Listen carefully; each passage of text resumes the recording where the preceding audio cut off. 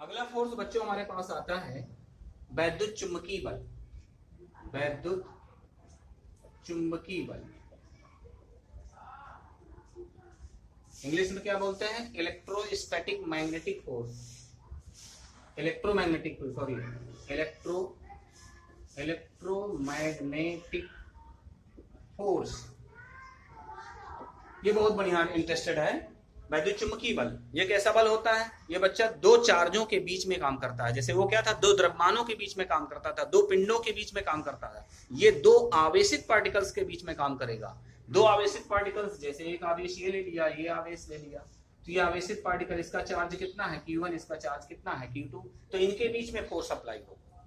लेकिन जो हमारे पास मैग्नेटिक फोर्स अप्लाइड होता है बच्चों, वो चार्ज के स्टेबल पर नहीं होता। चार्ज अगर अपनी जगह पर रखे हुए हैं तो मैग्नेटिक फोर्स प्रोड्यूस नहीं होता। मैग्नेटिक फोर्स कब पैदा होता है? जब ये चार्ज मूव करते हैं। जब तक ये चार्ज मूव नहीं करेंगे तब तक मैग्नेटिक फोर्स नहीं पैदा होगा। फिर कौन सा फोर्स पैदा होता है? जब चार्ज मूव नहीं करते, अपनी जगह पर रखे होते हैं, स्टेबल होते हैं, है ना, रखे हुए होते हैं, तो उन पर फोर्स काम करता है मैग्नेटिक के जगह इलेक्ट्रो। कौन सा काम करता है? Electrostatic force. उसको बोलते हैं हिंदी में वैद्युत, स्थिर वैद्युत बल। स्थिर वैद्युत बल। तो यहाँ पर जो है, जब दोनों आवेश आपके रखे होंगे तो स्थिर वैद्युत बल होगा, और जब आवेश गति कर रहे होंगे तब मैग्नेटिक फोर्स पैदा होता है, तब चुंबकीय बल पैदा होता है। लेकिन दोनों आवेशों के बीच लगने वाले बल को, समझ गए ना, जब दोनों हम ऐसे परिभाषा देंगे तो दोनों आवेशों के बीच लगने वाले बल को हम क्या बोलते हैं? चुंबकीय बल कहते हैं। अगर आवेश रखा है तो उसमें विद्युत बल काम करेगा, अगर आवेश दौड़ लगा रहे हैं, मूव कर रहे हैं, भाग रहे हैं, तो फिर उसमें चुंबकीय बल काम करेगा। तो मैं यहाँ पर जो है पढ़ूंगा static electrostatic force. Magnetic force मैंने बता दिया, बाकी हम लोग स्टडी जो करेंगे इलेक्ट्रोस्टैटिक फोर्स है, दो फोर्सेज रखे हुए हैं उनके बारे में करेंगे। अगर ये दोनों फोर्स हमारे रखे हुए हैं तो उस कंडीशन में एक कूलाम वैज्ञानिक थे, फ्रांसीसी वैज्ञानिक थे कूलाम। तो कूलाम ने जो है बताया कि अगर दो चार्जेस ले लिए जाएं और इनके बीच की डिस्टेंस r हो, इस पर चार्ज Q1 हो और इस पर चार्ज Q2, ठीक है ना। पहले चार्जों के बारे में सबसे पहले मैं डिफाइन कर दूं कि फोर्सेस कैसे लगते हैं। अगर सेम चार्जेस होंगे, सेम चार्जेस का मतलब प्लस और प्लस हैं, सेम चार्जेस हैं, तो इनके बीच में रिपल्सिव फोर्स लगेगा, अर्थात एक दूसरे को रिपेल करेंगे, भगाएंगे दूर, एक दूसरे को दूर भगाएंगे, रिपेल करते हैं, प्रतिकर्षित करते हैं। अब ये सारा डिटेल जो है सेकेंड ईयर में मैं पढ़ाऊंगा आपको, क्यों रिपेल करते हैं, क्यों अट्रैक्ट करते हैं, ये अभी नहीं। ये हमारे पास चूंकि चैप्टर में इंट्रोडक्शन के रूप में फोर्सेस आए हैं, तो हम आपको इंट्रोडक्शन देते जाते हैं और काफी हद तक गहराई से बताते भी जाते हैं। तो ये दोनों फोर्स अगर एक ही चार्ज के होंगे तो इनमें फोर्स इस तरीके से लगेंगे, रिपल्सन, रिपेल करेंगे एक दूसरे को। और अगर माइनस माइनस के चार्जेस हैं, सेम चार्जेस होंगे, तब भी क्या करेंगे? रिपेल करेंगे, रिपेल करेंगे, प्रतिकर्षित करेंगे, हिंदी में बोलेंगे क्या कहेंगे? प्रतिकर्षित करेंगे, ठीक। ये हो गया। अब अगर हमारे पास क्या है? अपोजिट चार्जेस है। अपोजिट चार्जेस का मतलब एक प्लस है और एक माइनस है, एक प्लस है, एक माइनस है, अपोजिट चार्जेस हैं, तो ये एक दूसरे को अट्रैक्ट करते हैं। ये इसको खींचेगा, ये इसको खींचेगा, ये तो कैसा फोर्स लगता है इसमें? अट्रैक्टिव फोर्स लगता है, आकर्षण बल, आकर्षण बल लगता है, अट्रैक्टिव फोर्स। ये ठीक है ना। अपोजिट चार्जों के बीच में, विजातीय आवेशों के बीच में लगने वाला फोर्स अट्रैक्टिव, आकर्षण, और सेम चार्जेस के बीच में लगने वाला फोर्स रिपल्सिव, अर्थात प्रतिकर्षित होता है। ये बात क्लियर है। अब यहाँ पर मैं आपको बताने जा रहा हूँ कि इलेक्ट्रोस्टैटिक फोर्स हमारे पास अगर दो आवेश रखे हैं तो एक कूलाम का नियम है, इसको कूलम्स लॉ भी बोलते हैं। कूलाम वैज्ञानिक ने इसको बनाया था, बताया था कि अगर दो चार्जेस ले लीजिए, एक पर आवेश Q1 ले लीजिए, दूसरे पर आवेश Q2, मैंने सेम चार्जेस ले लिए, इस पर भी प्लस है और इस पर भी प्लस है, तो इसमें कैसा बल लगेगा? प्रतिकर्षण बल लगेगा। तो इनके बीच में लगने वाला जो फोर्स होगा, इस तरीके से फोर्स जो होगा, अब देखो ये क्या है? दोनों आवेशों को मिलाने वाले रेखा पर ही बल लग रहा है। तो रेखा पर जो बल लगता है वो कैसे होते हैं? केंद्रीय बल होते हैं। इसका मतलब ये सेंट्रल फोर्स है। इलेक्ट्रोस्टैटिक फोर्स जो होगा या मैग्नेटिक फोर्स कैसा होगा? सेंट्रल फोर्स होगा, अर्थात केंद्रीय बल है। बात क्लियर हो गई। तो इनके बीच की अगर मैं डिस्टेंस r ले लेता हूँ, तो कूलाम ने क्या बताया कि जो लगने वाला फोर्स है, आकर्षण बल हो या प्रतिकर्षण, अगर आपने सेम चार्जेस लिया तो प्रतिकर्षण बल, अगर अपोजिट चार्जेस दिया तो अट्रैक्टिव फोर्स आकर्षण बल होगा। तो ये लगने वाला जो फोर्स होता है, जैसे ग्रेविटेशनल में बताया वैसे इसका लगने वाला बल जो होता है वो दोनों आवेशों के परिमाणों, परिमाण का मतलब मैग्नीट्यूड, मतलब इनके साइन नहीं लेना कि एक प्लस का है एक माइनस का है तो चिन्ह ले लो, चिन्ह नहीं लेना। इनके परिमाणों, परिमाणों में कह सकते हो मॉड ऑफ Q1 और मॉड ऑफ Q2। जब किसी चीज में मॉड लगा देते हैं तो उनके केवल हम मैग्नीट्यूड लेते हैं, परिमाण लेते हैं, हम उसका साइन चिन्ह नहीं लेते हैं। दोनों आवेशों के परिमाणों के गुणनफल के अनुक्रमानुपाती डायरेक्टली प्रोपोर्शनल और बीच की दूरी के वर्ग के व्युत्क्रमानुपाती अर्थात इनवर्सली प्रोपोर्शनल। ये हमारे पास डिफिनेशन बनेगी। फिर दोबारा सुन लीजिए, अगर दो चार्जेस r डिस्टेंस पर रखे हुए हैं तो उनके बीच में लगने वाला रिपल्सिव फोर्स या अट्रैक्टिव फोर्स, प्रतिकर्षण बल या आकर्षण बल, दोनों आवेशों के परिमाणों के गुणनफल के अनुक्रमानुपाती और बीच की दूरी के वर्ग के व्युत्क्रमानुपाती। इनका मान हटा सकते हैं, F is proportional Q1 Q2 upon R square लिख सकते हैं। अब जैसे बच्चों हमने पीछे प्रोपोर्शनलिटी का निशान हटाया था तो यहाँ कोई कांस्टेंट वैल्यू आई थी, तो यहाँ पर भी एक कांस्टेंट आएगा F इक्वल टू स्मॉल के और यहाँ पर Q1 Q2 अपॉन में R स्क्वायर। ये स्मॉल के क्या है, ये हमारे पास क्या है, इलेक्ट्रोस्टैटिक कांस्टेंट है या प्रोपोर्शनल कांस्टेंट है, अनुक्रमानुपाती नियतांक है। वेयर K इक्वल टू क्या है, अनुक्रमानुपाती क्या है, नियतांक। क्या बोलते हैं इसको हम लोग, प्रोपोर्शनलिटी कांस्टेंट, प्रोपोर्शनलिटी कांस्टेंट है,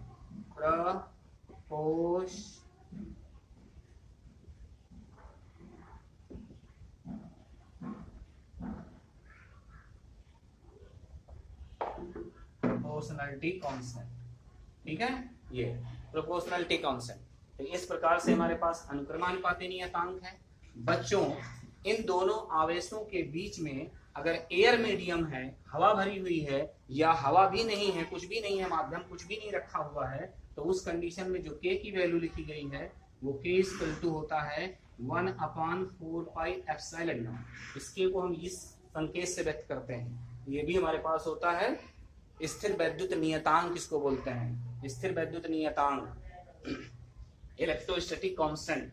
इलेक्ट्रोस्टैटिक कांस्टेंट कब, जब दोनों चार्जों के बीच में क्या हो, वायु हो या निर्वात हो, वैक्यूम हो या फिर एयर हो, कोई मीडियम ना भरा, तो उस कंडीशन में K की वैल्यू होती है। और इसकी वैल्यू जो होती है इसको हम लिख सकते हैं 9 × 10⁹। अब इसका यूनिट अगर लिखना है तो आप यूनिट लिख सकते हैं, K क्या लिखना है ना, क्रॉस मल्टीप्लाई कराया तो बल newton metre square, coulomb into coulomb, तो हो जाएगा न्यूटन मीटर स्क्वायर प्रति कूलाम स्क्वायर। ये हम लोग क्या करेंगे, K का यूनिट ले सकते हैं। ये कांस्टेंट वैल्यू है जिसको हम लोग स्थिर वैद्युत नियतांक कहते हैं। ये हमारे पास होगा। तो इस K की जगह में अगर फार्मूला को रख देते हैं F इक्वल टू 1/4πε0 इंटू में Q1 Q2 बटे में R स्क्वायर। ये फार्मूला मेरे पास है।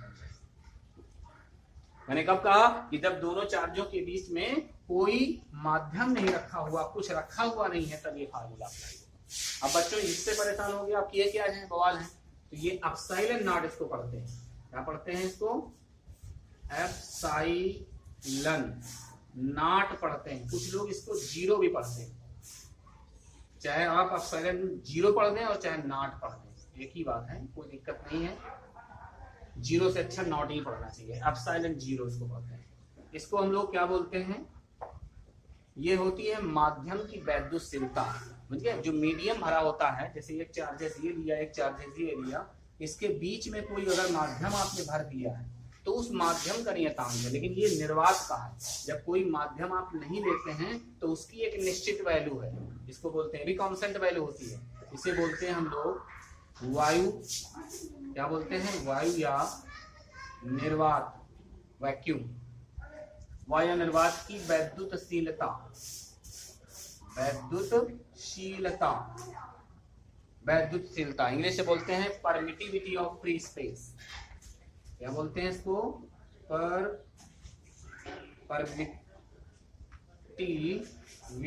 परमिटिविटी ऑफ फ्री स्पेस,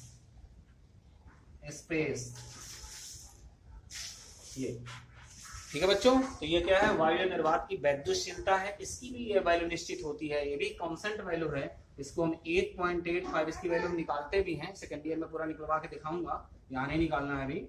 8.85 × 10⁻⁻12 इसका जो यूनिट देखेंगे हम लोग, इसका यूनिट कितना हो जाएगा,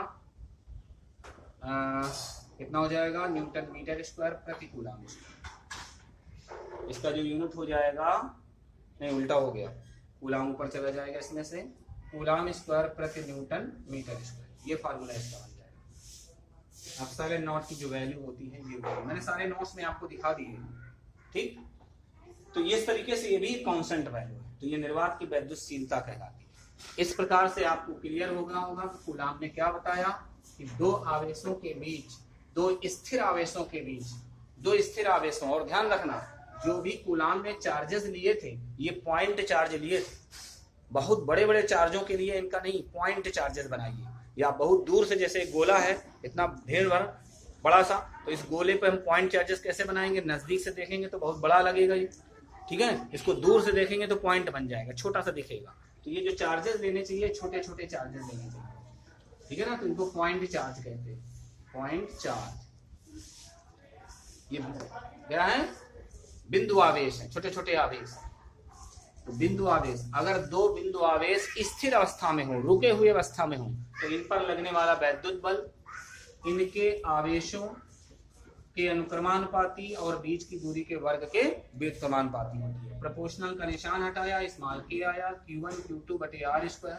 अगर बीच में माध्यम में वायु भरी है या वायु भी नहीं है, बिना वायु के है, कोई माध्यम नहीं है, तो उस कंडीशन में K की वैल्यू 1/4 पाई एप्सिलॉन नॉट होती है, Q1 Q2 बटे में R स्क्वायर। और इसको वैल्यू को मैंने क्या बताया, इसको 9 × 10⁹ भी ले सकते हैं, Q1 Q2 बटे में R स्क्वायर। इस तरीके से ये हमारे कूलम्स लॉ, इसको हम कूलम्स लॉ, कूलम का नियम कहते हैं। कूलम के नियम पर एक फार्मूला मिल गया कि दो आवेशों के बीच बल लगने वाला बल कैसा है, कितना होगा, ये फार्मूला आप लोगों ने निकाल लिया। ओके, अब बच्चों में एक बात बताने जा रहा हूं आपको, बहुत अच्छी बात है।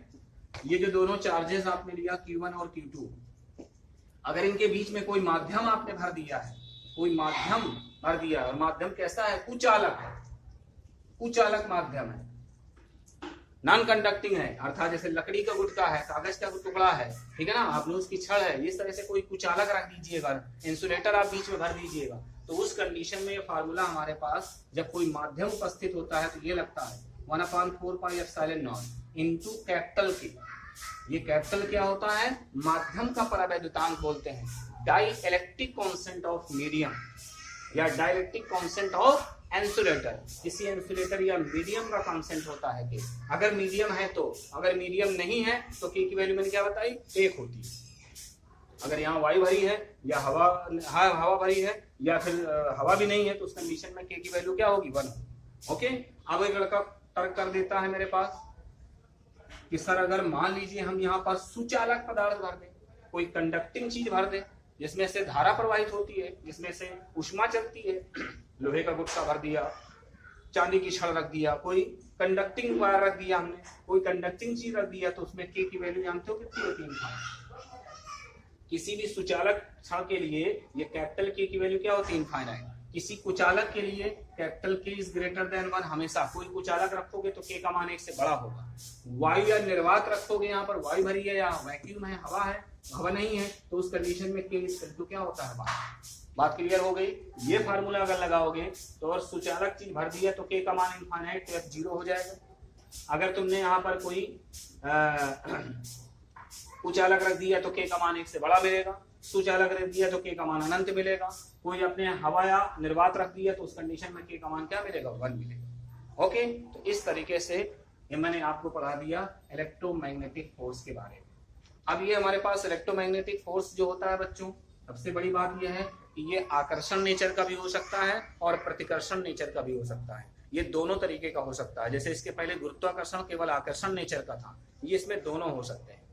दूसरी बात यह है कि ये केंद्रीय बल था, मैंने बताया था कि जब दोनों आवेशों को मिलाने वाले रेखा में बल हो तो वो केंद्रीय बल होता है ना। तीसरी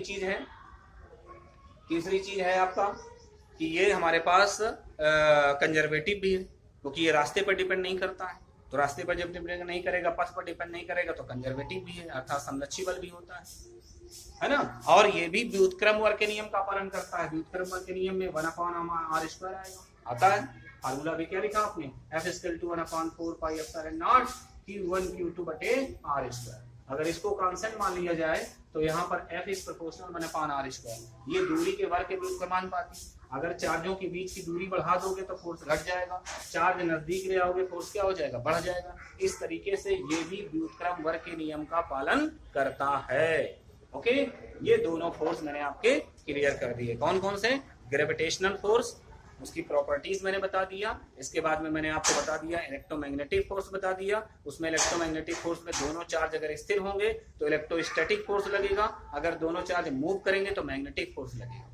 तो मैंने चार्जों को स्थिर करके कूलम्ब्स लॉ के द्वारा मैंने इलेक्ट्रोस्टैटिक फोर्स के बारे में डिफाइन कर दिया। ये दोनों बलों के बारे में आपको क्लियर कर दिया, इनकी प्रॉपर्टी भी मैंने बता दी, सारी चीज आपको समझा दिया। अब नोट्स मैं आपके पास भेज दूंगा, आप नोट्स से भी देख लीजिए और वीडियो देख लीजिए, आपका पूरा कॉन्सेप्ट क्लियर हो जाएगा। इसी तरह से पढ़ते रहिए, मेहनत करते रहिए। Very best luck.